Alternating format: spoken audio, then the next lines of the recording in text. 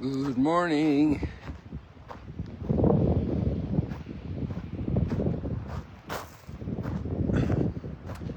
Have you ever had a nightmare?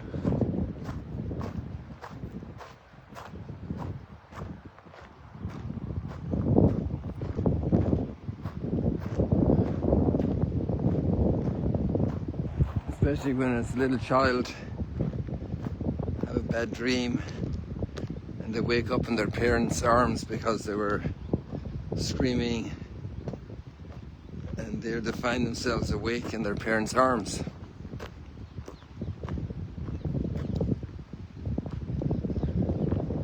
Maybe this is a good way to see the apocalyptic style language. I forgot something. I forgot to turn off the Wi-Fi. Let me do that. One of you might get in. You just have to come back in again if it cuts you off. I'm sorry.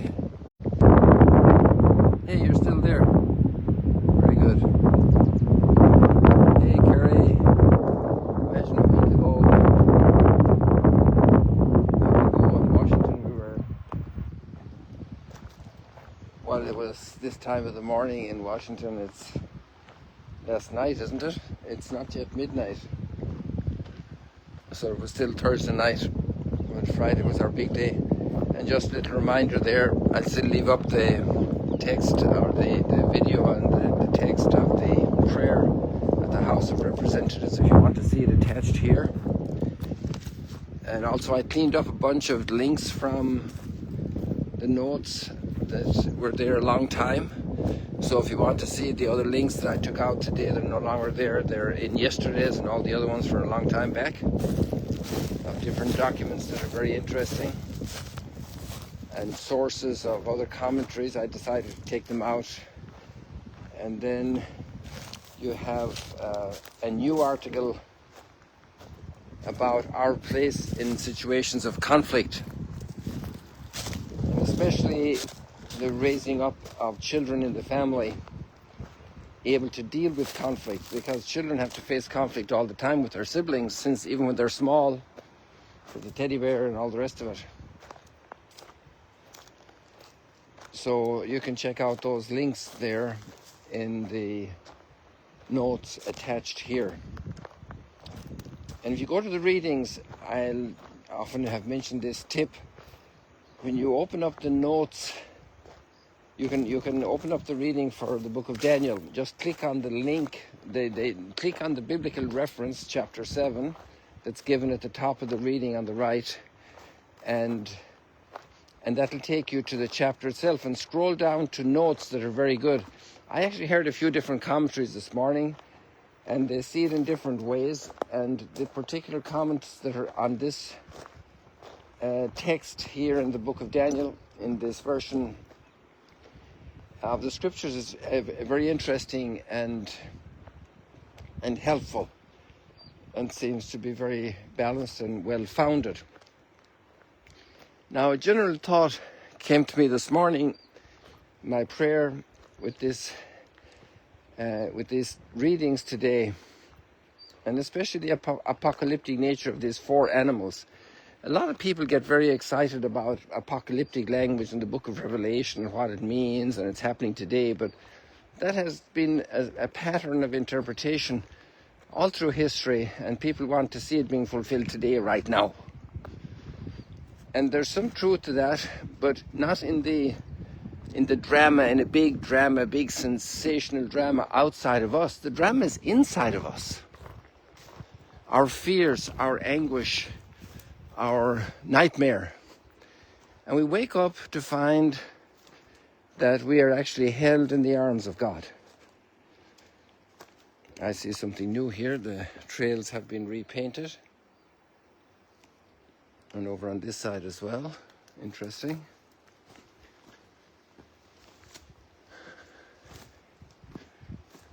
So while I was away, that happened. I imagine they're done all around the lake, or being done. Fresh painted signs. So sometimes people get, is this empire, is this government, is this tsunami, is this the end of the world, is the Messiah coming back on Tuesday or at the latest Wednesday morning. The drama is inside us, in the small decisions of normality. If we're operating with envy or jealousy, or greed, or hatred or revenge, those big battles can cost us a lot inside. Somebody in the family that hurt my feelings over Thanksgiving, somebody that didn't look at me the right way or didn't say the right kind word, and I am totally let down and frustrated, and I'm totally mad at this person in charge of work because they didn't take me into account and I didn't get a raise. Hey man, you're alive. And there's wars going on. You know, that was also an interesting thing here with the conflict, and we saw some action here in the last couple of years. And it's very sad to see the degree of violence that happens from people to people. And it happens on the large scale and the small scale, and how to stay calm in the middle of that. To have that calm, that sense of God's presence. We're in God's hands. If we're doing our duty, the role we have in life, if we're fulfilling it properly, if we're taking care of the ordinary things, of the kindness of day to day, of the understanding, the forgiveness, of making good things that have gone wrong as much as we can, all of these type of day-to-day little attitudes. There's interesting language in the book of Daniel as well today. In the midst of all these four beasts that are terrifying, nightmarish type of presentations, they're understood to represent the different kingdoms: the Babylonians, the Medes, the Persians, the Greeks, particularly the Seleucid version that affected the Jewish people here. Then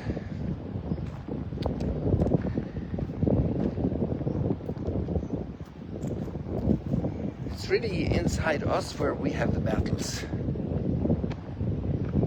We don't need to over-dramatize these things. There is a literary way to express the gravity of our own life. And there's another expression that's used very much here is, as these four beasts are being defeated, oftentimes among themselves, the different kingdoms, there's a whole other work going on. It's the work of salvation.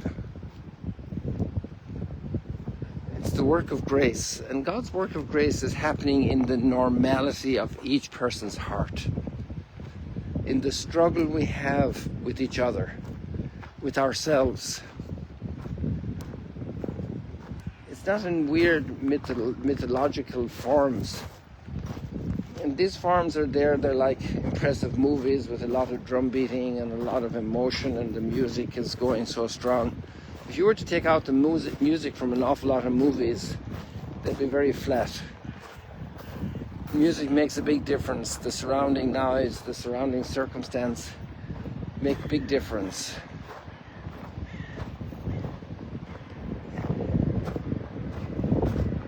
And the reality is inside me when I wake up in the morning. Am I going to be a person of pride or a person of humility, a person of service or a person of domineering others? What's my goal for today? What do I want out of today? Who am I going to help? Who am I going to encourage? Look at all the fishermen down here with their little protections. It's interesting how they set them up on the water. I don't understand the logic, because that whole area is waterlogged. And down they are there in their little tents. They must have something to stay on the dry. I'm not sure how that works. I'm not really anxious to go down because it's all waterlogged. Maybe we can go down a moment. But there's an interesting expression here after these four animals, these four beasts that are weird, absolutely weird. They're terrifying. Somebody comes like the Son of Man in the clouds. And this is important vocabulary for the Gospels, because the person is called Son of Man.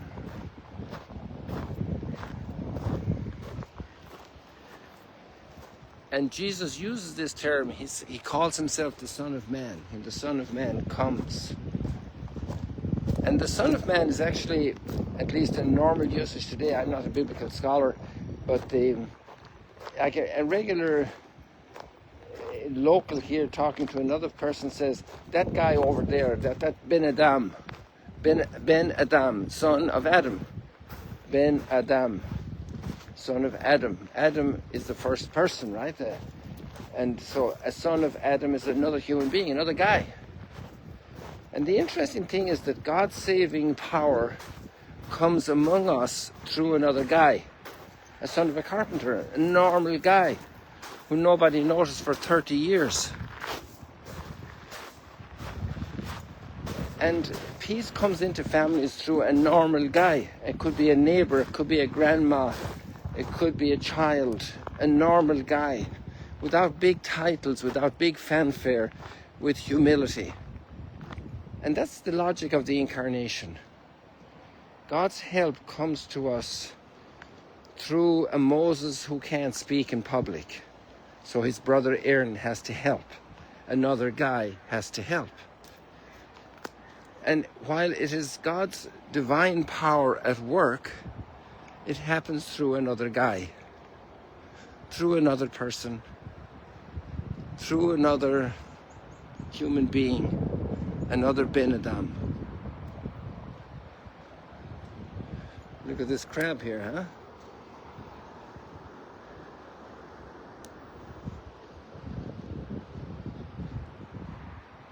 So people, I think that's enough for today. You go to the gospel as well. It's kind of bringing the thing down to a simple thing. Notice the figs. Notice the bud of the fig when it's coming out.